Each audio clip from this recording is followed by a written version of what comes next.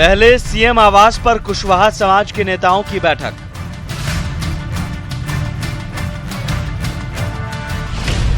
फिर सम्मेलन के सहारे अति पिछड़ों को साधने की कोशिश। नीतीश कुमार जिंदाबाद।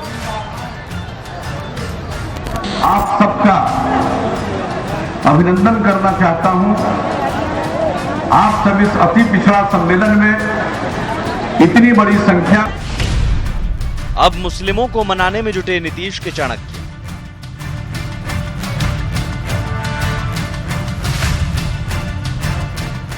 वही बताने के लिए कि ये सारी चीज़ें जो स्कीम 37-38 स्कीम जो सरकार की चल रही है अल्पसंख्यकों के लिए काफ़ी बेहतर है।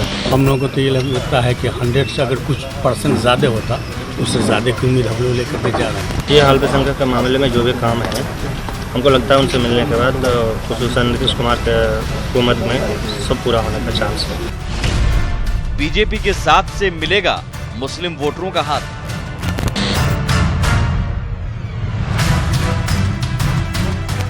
इस मामले में वो सक्सीड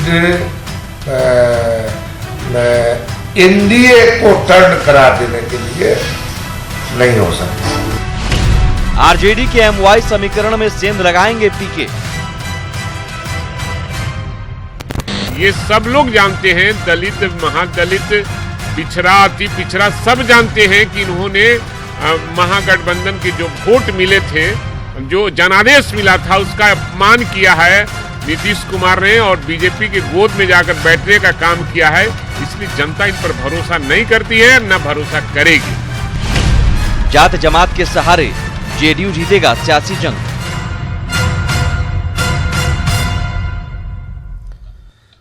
नमस्कार, स्वागत है आपका। आप देख रहे हैं प्राइम डिबेट। मैं हूं आपके साथ सुमित झा।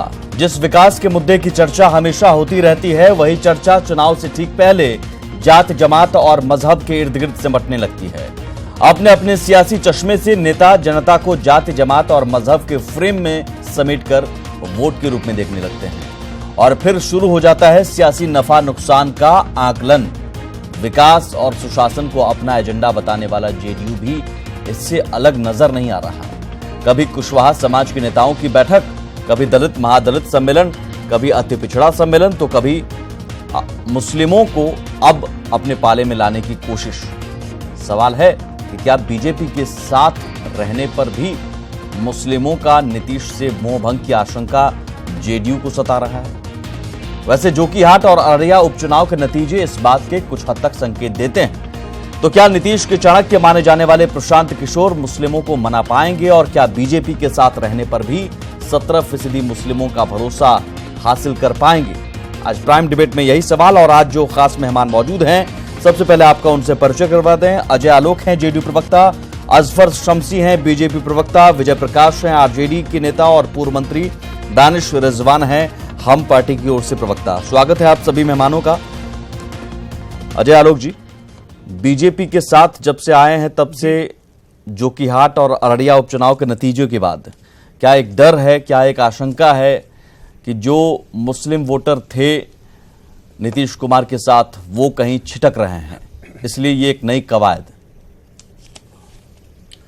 सबसे पहली बात सुमित जी, ये बात जान जाइए कि हम लोग कभी भी किसी के वोट की चिंता को लेके कोई काम नहीं करते हैं। वोट की चिंता हम नहीं करते हैं, वो हमारे लिए जनता काम करती है। जब हमने भारतीय जनता पार्टी को छोड़ा था, 2014 के चुनाव में गए थे, तब तो बमुश्किल 1-2 सीटों को छोड़ के किसी भी सीटों पे मुसलमानों का वोट हमें नहीं मिला था। वो राजद और कांग्रेस कंबाइन को गया था। उसके बावजूद भी क्या नीतीश कुमार ने मुसलमानों के लिए काम करना छोड़ दिया? हमारी पार्टी में अल्पसंख्यकों का महत्व कम हो गया? नहीं, चुनाव दर चुनाव हमेशा अल्पसंख्यक हमारे लिए जरूरी रहे, क्योंकि हमारा एजेंडा बिहार का विकास है और बिहार के विकास के एजेंडे में 16% मुसलमानों को छोड़ के आप बिहार का विकास कैसे करेंगे? चिंता उन लोगों को होती है जो मुसलमान को अपने पॉकेट की पार्टी समझते हैं, जिन्होंने शोषण दोहन और कुछ नहीं किया 15 साल। कुरान शरीफ में भी लिखा हुआ है कि एक सांप को एक बिल से 2 बार काटने पे माफी दिया जाता है, लेकिन मुसलमानों को तो इस पार्टी ने इतनी बार काटा है और उसके बावजूद भी ये पार्टी कहती है कि मुसलमान मेरी जेब में है। किसके कारण आज मुसलमान पिछड़ा हुआ है? किसके कारण मुसलमानों में शिक्षा नहीं है? नहीं, उस पर मैं किसके चर्चा कारण करूंगा, मुसलमानों उस में पर मैं गरीबी है? आऊंगा। हमने कितना काम किया है 13 साल किसके में इनको आगे कारण बढ़ाने पिछड़ा के लिए? हुआ है मुसलमान, ये उस किसी पर से मैं छुपा आऊंगा। हुआ नहीं है। लेकिन और हम अपने कामों की वजह से मुसलमानों के बीच में जा रहे हैं। अगर ये आशंका नहीं है, अगर ये आपका आशंका एक नहीं है शीर्षक तो मुझे ये ठीक नहीं लगा। एक बैठक मिनट सुमित क्यों? जी, सुमित जी 10 सेकंड में खत्म कर दूंगा अपनी बात, 10 सेकंड। हाँ, आपने अब शीर्षक चलाया जाति और जमात की राजनीति से कुछ जदयू साधेगा। आपका एक वो शब्द गलत है, जाति नहीं जमात। जदयू सिर्फ जमात की राजनीति करता है। और ये जितने सम्मेलन कर रहे हैं ना, उसमें एक कड़ी और जोड़ दीजिए, कल से 3 दिन के लिए महिला सम्मेलन भी पूरे बिहार में होने जा रहा है। तो ये एक पार्टी की रेगुलर एक्सरसाइज है जो कुशवाहा हमेशा होती क्या है? आई है और हमेशा होगी। जमात बहुत है अच्छे कि से हो जाति रही है? है, बहुत अच्छे से हो रही है जी। कुशवाहा क्या है, जाति है कि जमात है? एक मिनट, तो कुशवाहा बिरादरी का सम्मेलन कब हुआ हमारे यहाँ? सम्मेलन नहीं सर, सीएम आवास पर कुशवाहा बताइए। के नेताओं की एक बैठक बुला रहे हैं और वो एक ये तरह कोई से प्रेस कॉन्फ्रेंस हुई थी क्या कि सीएम संकेत- आवास पे कुशवाहा नेताओं की प्रेस कॉन्फ्रेंस हुई थी? प्रेस कॉन्फ्रेंस ही क्या खबर ये होती आपको है? कहाँ से बैठक जानकारी अगर मिली? होती है, आज भी प्रशांत किशोर ने प्रेस कॉन्फ्रेंस नहीं कौन किया। सी बैठक हुई? लेकिन आपको कैसे प्रशांत पता किशोर कि जी सिर्फ कुशवाहा मुस्लिमों ही थे को, वहाँ पे? कार्यकर्ताओं को बुला रहे हैं, तो एक मतलब कवायद है आपको ये साधने की कैसे पता कोशिश। चला? एक मिनट, आपको ये कैसे पता चला कि उस बैठक में सिर्फ कुशवाहा ही थे? सब कोई लिखवा के आए थे क्या ऊपर में कि मैं कुशवाहा हूं? क्या आपको बेसिक अजय फैक्ट आलोक बात जी आप कर रहे हैं। हमारी रिपोर्ट और हमारे रिपोर्टर पर भरोसा नहीं है? इसका अरे मतलब हम अपनी बात करेंगे कि आपके रिपोर्टर की बात करेंगे? बिल्कुल अजीब हम बात कर रहे हैं। अपने मैं रिपोर्टर के राजनीति आधार पर ही आपके हम रिपोर्टर के भरोसे पे हम अपनी रिपोर्टर और रिपोर्ट के आपकी आधार बात पर ही ये बोलिए, मैं खबर अपनी देते बात हैं। बोल रहा हूं। कुशवाहा आपने समाज जो के जाति नेताओं की की बात बैठक कही, उसको हुई, मैं सिरे से नकार बैठक रहा हूं। हुई। आप जो जाति की बात कर रहे हैं मैं उसको सिरे से नकार रहा हूं। वही तो मैं सुमित जी, पूछ रहा हूं, तुम हमसे जाति मत कुशवाहा चलाइए। है ना, फिर जाति की भी बैठक तो वहां हो गई एक। अरे जाति तो बहुत है, जाति तो मेरी भी है, जाति आपकी भी है। यही तो मैं लेकिन कह रहा हूं कि जाति का जाति के सम्मेलन दायरे करने में हम लोग देखने की करते ही नहीं कोशिश हैं। क्यों? जाति के दायरे में आप देखिए, हम नहीं देखते, हम जमात के दायरे में देखते हैं। हम अति पिछड़ा देखते हैं, हम अल्पसंख्यक देखते हैं, हम महादलित देखते हैं जिसमें तमाम जातियां। तो फिर कुशवाहा हम महिला जात- देखते हैं जिसमें सब जाति है। कुशवाहा ऊपर से लेकर नेताओं की नीचे बैठक तक। क्या थी? चलिए ठीक कुशवाहा है, सम्मेलन आप कहां से निकाल के लाए ये मुझे नहीं पता। सम्मेलन नहीं सर, बैठक सीएम आवास में, वो आप भी जानते हैं बेहतर। अरे तो मैं वही तो कह रहा हूं, उस बैठक में किसने लिखा हुआ था कि मैं कुशवाहा हूं? आपको कैसे पता कि सिर्फ कुशवाहा ही थे उस बैठक में? अच्छा ठीक है, आपको नहीं पता ना, आपको लिख नहीं के पता आया था चला क्या कि वो मैं बैठक, कुशवाहा हूं, मैं कुशवाहा वो हूं, मैं बैठक कुशवाहा हूं? हुई, आपको पता नहीं चला है ना? ठीक है, लेकिन अब आपको पता चल गया होगा, पता नहीं, आपके सोर्सेज ज्यादा होंगे। हाँ है, वो तो है सर। न्यूज 18 जो भी खबर देता है पक्की खबर चलिए, देता अच्छा, है। धन्यवाद। हाँ। धन्यवाद इसके लिए आप। अजय आलोक जी, सवाल इसके आगे कि बीजेपी के साथ आप आ गए और बीजेपी के साथ आने के बाद क्या मुस्लिमों का भरोसा आप हासिल कर पाएंगे? क्योंकि जिस बीजेपी को आप कट्टरवादी कहते रहे, नीतीश को, एक सेकंड सुन लीजिए, मोदी जी को लेकर, मोदी जी के चेहरे को लेकर कट्टर चेहरा बताते रहे, उसी मुद्दे पर आप अलग भी हुए, अब उस बीजेपी के साथ जाकर मुस्लिमों का भरोसा हासिल कर पाएंगे? देखिए, सबसे पहली बात कि मुसलमान हो चाहे हिंदू हो, चाहे पारसी हो, चाहे सिख हो, चाहे जैन हो, जो भी इस कम्युनिटी बिहार में रहती है, वो नीतीश कुमार के नेतृत्व पे भरोसा करते हैं। भारतीय जनता पार्टी के साथ हम 17 वर्षों तक रहे। 2005 में हमारी सरकार बनी। 2005 से लेकर 2010 तक अल्पसंख्यक समाज में जितना काम हुआ, जितना उनका उत्थान हुआ, उसके बदौलत 2010 में 2005 की अपेक्षा कम से कम 5 गुना ज्यादा मुसलमान ने जनता दल यू और भारतीय जनता पार्टी दोनों को वो वोट दिया। बीजेपी अलग थी, आज ये मत की भूलिए बीजेपी कि अलग है। शहबाज हुसैन भागलपुर से लगातार जीतते रहे हैं और भागलपुर में वो अल्पसंख्यक बीजेपी आबादी अलग बहुत थी, आज अच्छी की रही है। बीजेपी अररिया अलग सीट पे है। लगातार भारतीय ये आप जनता भी पार्टी जानते हैं जीतती रही बेहतर है। तरीके से। और अररिया सीट पे अल्पसंख्यक आबादी बहुत अच्छी रही है। वो बीजेपी ऐसा नहीं कि अलग है। भारतीय जनता पार्टी को ही मुसलमानों को वोट नहीं मिला। वो बीजेपी अलग थी अजय आलोक जी, मैं आपसे वही तो पूछ रहा हूं कि जिस बीजेपी को आप कट्टर बताकर हमारे साथ भी बीजेपी आप अलग 2009 हुए, में उसी अररिया बीजेपी के जीती साथ है। आज है, तो कैसे मुस्लिमों का 2010 भरोसा में भी हासिल कर जीती है। पाएंगे? अरे भाई, हम अपने काम से भरोसा हासिल कर रहे हैं। हम कोई झूठे नक्काशबाजी और डायलॉगबाजी करके भरोसा नहीं हासिल करते हैं। हमने ये कहा है कि देखो, हमने ये काम किया है आपके लिए। तो आपके बीजेपी हर गांव में को उस सड़क वक्त बन गई, आपके हर घर में बिजली जब आप पहुंच अलग गई है, हुए थे, कट्टर आपके हर बताकर जगह तो वो शिक्षा के लिए डायलॉगबाजी काम थी। किया जा रहा है, मदरसाओं को एलिवेट किया जा रहा है। तो वो डायलॉगबाजी हम अपने थी काम जब से आपने बोल रहे कट्टर हैं। कहा था। हमें वोट की चिंता नहीं करनी है। जब आपने डायलॉग कहा था वोट अपने आप कट्टर आता है। ये अलग उग्र धारा वाली बीजेपी है, तो क्या उस वक्त आपने डायलॉगबाजी की थी? बीजेपी को पता है जब हमारे साथ रहना है और हम लोग को गठबंधन में रहना है तो एनडीए को कैसे फंक्शन करना है, ये भारतीय जनता पार्टी को ही तो पता है, फिर हमें भी पता कुछ है। कुछ 17 वर्ष घटनाओं तक को ऐसे लेकर हम आप साथ देख में नहीं लीजिए रहे। सर, ग्राफिक्स वन चलाइए। मैं ये सवाल इसलिए क्योंकि कुछ आंकड़े हैं, कुछ घटनाएं हैं जो सबने देखा। इंडियन एक्सप्रेस की रिपोर्ट के मुताबिक सांप्रदायिक दंगों में बीजेपी के साथ आने पर बढ़ोतरी हुई है। जुलाई 2017 में नीतीश के बीजेपी के साथ आने पर सांप्रदायिक दंगे बढ़े हैं। 2012 में बिहार में सांप्रदायिक हिंसा की 50 घटनाएं हुई। 2017 में हिंदू मुसलमान टकराव की 270 से ज्यादा घटनाएं हुई। 2018 के पहले 3 महीनों में ही सांप्रदायिक हिंसा की 64 घटनाएं हुई। रामनवमी के दौरान बिहार के 8 जिलों में हिंसा की घटनाएं हुई और बड़ी संख्या में बीजेपी और हिंदू संगठनों के कार्यकर्ता नेता पर आरोप लगे। लेकिन इसके बावजूद भी अगर आप कहते हैं कि बीजेपी को पता है हमारे साथ चलना कैसे है, तो वो पता शायद नहीं है। सांप्रदायिक दंगों के आरोपियों का बीजेपी की ओर से खुला समर्थन मिलता रहा। सर, औरंगाबाद में दंगे के आरोपी बीजेपी नेता अनिल सिंह जेल गए। मैं जवाब दे दूं? एक सेकंड, मैं पूरा बता दूं। फरार हुए, फिर सरेंडर किया और वही अनिल सिंह बाहर आते हैं जमानत पर, तो उन्हें जिला उपाध्यक्ष बनाकर इनाम दिया जाता है। दंगे के आरोपियों से मुलाकात करने जेल तक चले गए थे केंद्रीय मंत्री गिरिराज सिंह, आंसू तक बहा लिए थे और आपकी सरकार पर सवाल खड़ा किया था। केंद्रीय मंत्री अश्विनी चौबे के बेटे अरिजीत पर भी सांप्रदायिक हिंसा का आरोप लगा। 3 तलाक के मुद्दे पर बीजेपी एक तरह से आक्रामक रुख अपना रही है। राम मंदिर निर्माण के मुद्दे पर भी आक्रामक रुख नजर आ रहा है। ये फिर क्या है सर? अब मैं जवाब दे दूं। सबसे पहली बात, आप लगातार दिखा रहे हैं सांप्रदायिक दंगे, सांप्रदायिक हिंसा, ये गलत है। सांप्रदायिक तनाव बढ़ा था, सांप्रदायिक दंगे कहीं नहीं हुए थे। तनाव और दंगों में बहुत बड़ा अंतर होता है। सुमित जी, आप इतने अच्छे एंकर हैं, आपको समझ में आना चाहिए। दंगे नहीं हुए थे, ये तनाव थे। तनाव मैं अपनी बात एफआईआर का जिक्र, तनाव कहाँ है? ये तनाव थे, ये दंगे नहीं थे। ये तनाव थे। अरे इनको समझाइए कि बीच में ना बोले। क्या जरूरत है बीच में बोलने की? आएगा तब बोलिएगा। मैं नहीं बोलूंगा बीच में, मैं चिल्लाऊंगा, आप चिल्लाएंगे, तनाव नहीं, हिंसा, सांप्रदायिक तनाव हुआ था, हिंसा हुई। अभी भी हाल में सीतामढ़ी से भी खबर आई। हिंदी के 2 शब्द हैं लेकिन मतलब बहुत अनेक हो जाता है। आप अजय आलोक जी अभी अलग मतलब निकालेंगे, मुझे पता है आप बीजेपी के साथ में। वही कह रहा हूं, तनाव हिंसा, तनाव और दंगे दोनों में बहुत अंतर होता है। अच्छा, तनाव जरूर हुआ था और हर साल तनाव होता है, ऐसा नहीं है कि नहीं होता है। ताजिया का जुलूस निकलता है तब भी तनाव होता है। वही तो मैंने आपको गिनाया कि 2012 में 50 घटनाएं हुई। आप ही की सरकार थी 2012 में ना, 50 घटनाएं हुई और 2017 में बीजेपी के साथ आने पर 270 से ज्यादा घटनाएं हो जाती हैं। एफआईआर हुआ है, दंगे ऐसा है। अगर आप बीजेपी चिल्ला रहे हैं, पूरे देश में बीजेपी का शासन में आपके ऑफिसर में एफआईआर है भाई। यही तो एफआईआर हुआ है। हजारों दंगे हुए हैं, 10,000 दंगे कांग्रेस और राजद के पीरियड में हुए।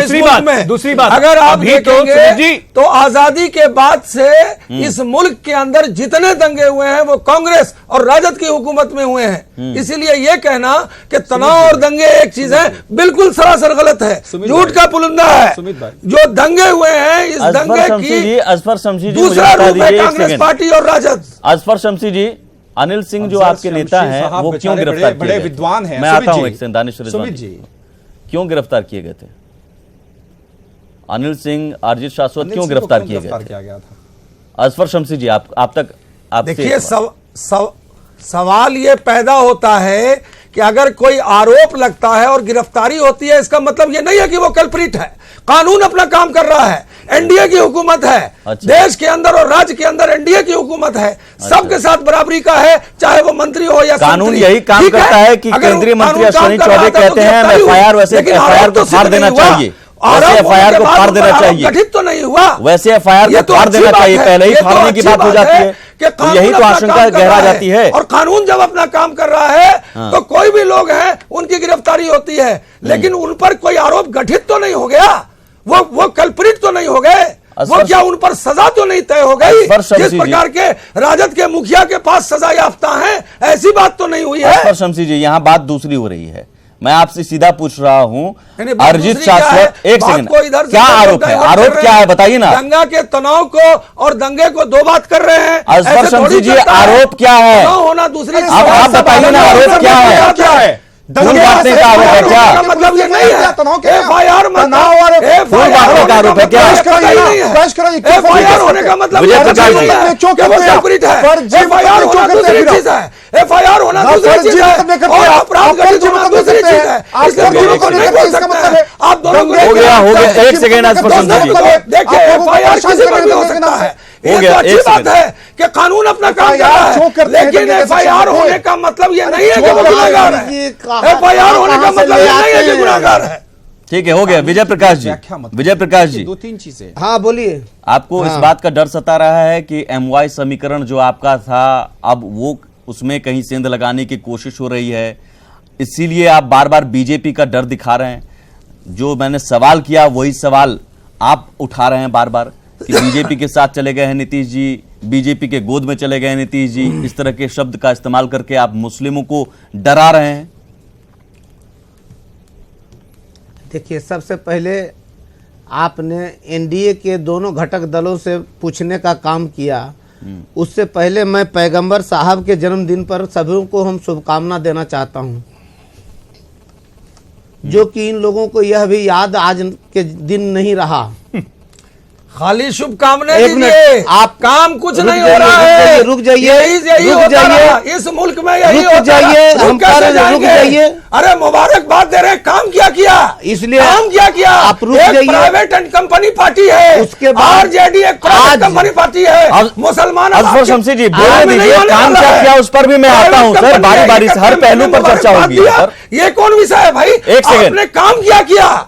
वो हो गया, सामाजिक आर्थिक, चलिए आप भी शुभकामना दे दीजिए, आप भी दे दीजिए शुभकामना, आपने- इस पर तिल मिलाइए मत प्लीज। दे चुके हैं ट्विटर पे, सुबह हम लोग में। दे चुके हैं। वो ठीक है जी, वो ठीक है। सुमित झा जी, हाँ आगे बढ़िए, बोलने की आदत नहीं है बस। हाँ हाँ सुमित झा जी, आरजेडी के समय आदरणीय लालू प्रसाद यादव जी के नेतृत्व में द्वितीय भाषा का जो है मान्यता प्राप्त हुई, उर्दू अनुवादकों की बहाली शुरुआत हुई।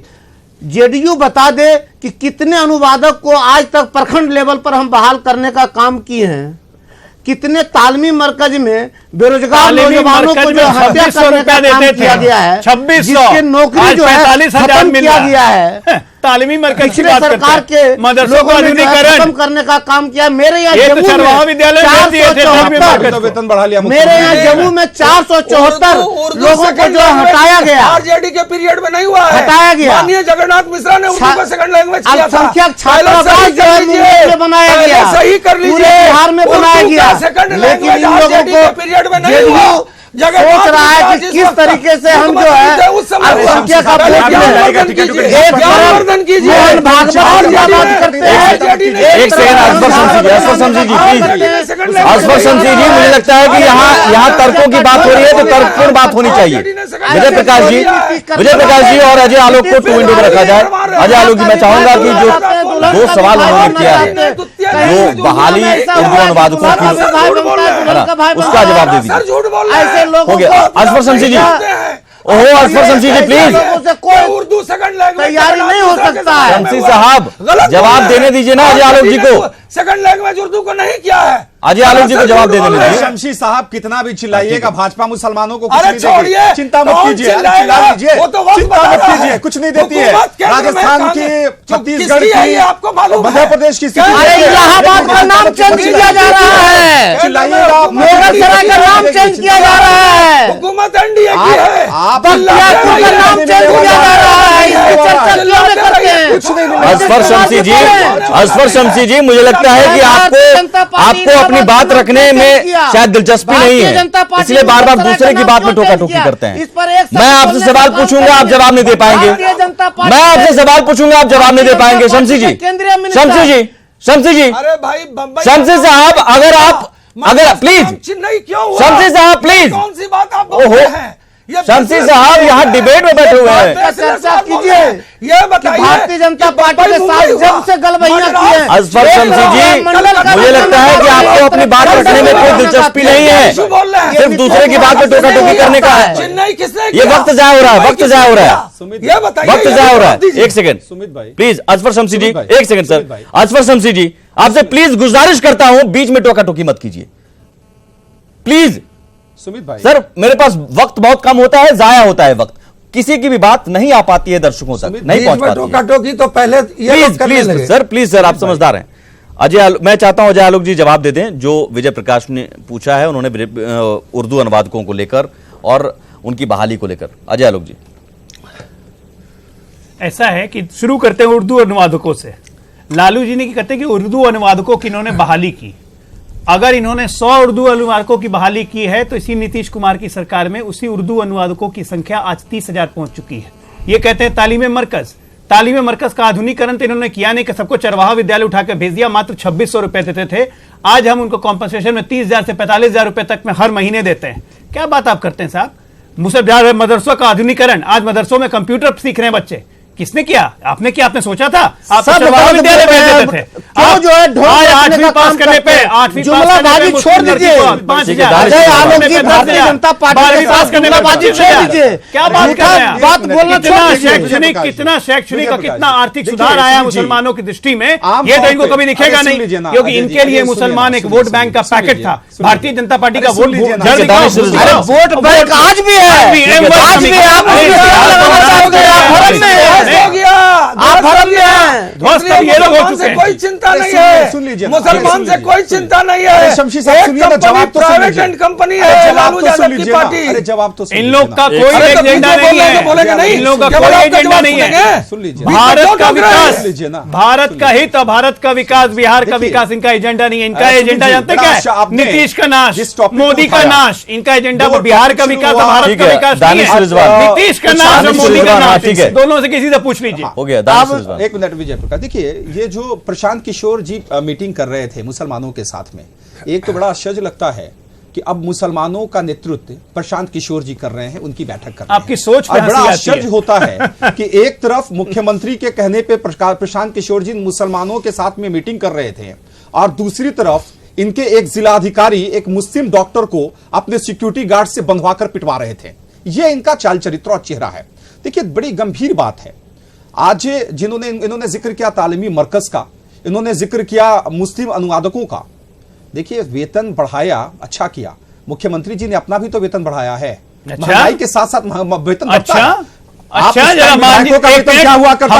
हमारे टुकड़ों पे उस बनाए हुए टाइम- मुख्यमंत्री सुनिए ने ना क्या सर, किया? सुनिए ना जी, जिनके तरफ से प्रवक्तागिरी आप यहाँ पे कर रहे हैं। और देखिए मुझे आश्चर्य हाँ? होता है शमशी साहब अरे को। जिसकी कोई बेचारे हैसियत नहीं है, वो बात हमें कर सिखा रहे रहा है। हैं। हमारे एहसान भारतीय के तले जनता मुख्यमंत्री पार्टी बन गए थे, आप लेकिन प्रवक्ता भारतीय बने हुए उनके जनता पार्टी के। ने अपने चुनाव में कितने मुसलमानों अरे कोई को टिकट हैसियत दिया है आप लोग की बोलने इनके की? लाई है। और माननीय पहुंच गए राजद के पैर में गिर गिरा दिया, तो बेटा कोई वैसी बना दी है। नहीं होता है। ना सर, केवल कहा जा रहा है गिरिराज सिंह खुलेआम कहता है, गिरिराज सिंह खुलेआम तो गायों से जाकर मिलता है, गिरिराज सिंह खुलेआम तो गायों से जाकर मिलते हैं। खुलेआम मिलते, शमशी साहब इतनी शर्म करिए, शर्म कीजिए। खुलेआम मिलता है, आप मुसलमानों की बात करते हैं। खुलेआम कहता है गिरिराज सिंह के मुसलमानों को पाकिस्तान चले जाना चाहिए। आप भाजपा में बैठे, अरे चले जाइए आप भी पाकिस्तान, जो आपके साथ बैठे। इस मुल्क में आप गिरिराज सिंह कहता है कि मुसलमानों को पाकिस्तान चले जाना चाहिए। अमित शाह खुलेआम मुसलमानों को गाली देते हैं, और आप भाजपा की गोद में बैठे। क्या बात आप कर रहे हैं? भाजपा की गोद क्या में बात आप बैठे। कर रहे अरे हैं? मान इतना आप सब किसी कुछ और आप जनता जानो। क्यों कर रहे हैं? आप कहाँ लेकर जाना बिहार में चाहते 15 साल हैं? देश को राजद की कहाँ लेकर हुकूमत जाना रही। चाहते हैं? क्या बात कर रहे हैं? आप कम से यहाँ- कम यहाँ मुसलमानों के नाम पर अगर सियासत कर रहे हुकूमत में हैं, मुसलमानों के एक नाम पर सियासत कर रहे हैं, कांग्रेस की चिंता हुकूमत कीजिए। में